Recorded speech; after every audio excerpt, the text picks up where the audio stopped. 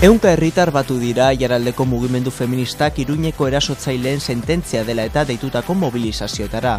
Epaia salatzeko burrunda jendetzuak egin dituzte eskualdeko kale nagusietatik.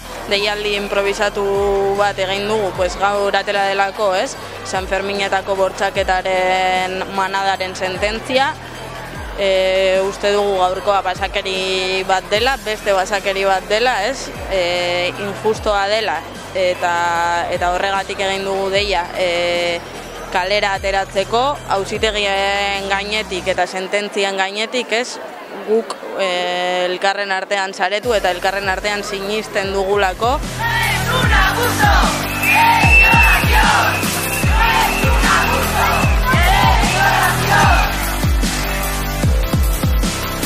Ikusten ari dela gure sistema judiziala erabat patriarkala dela, gizartea bezala, eta horren ondorioak sententzia matxistak eta sententzia erabat patriarkalak ikusten ditugu, bai.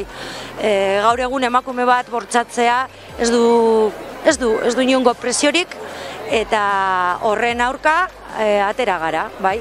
Eta sententzia injustu baten aurrean ari gara hemen planto egiten, berriz ere planto egiten.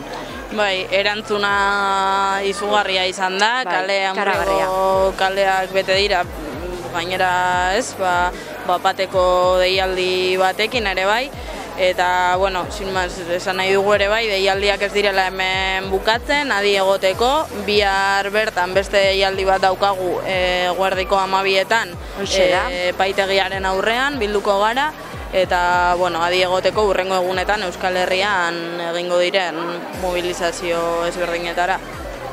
Hoxe da, animatzen zaituztegu orain arte bezala parte hartzeko, bai, injustizia hauen aurrean.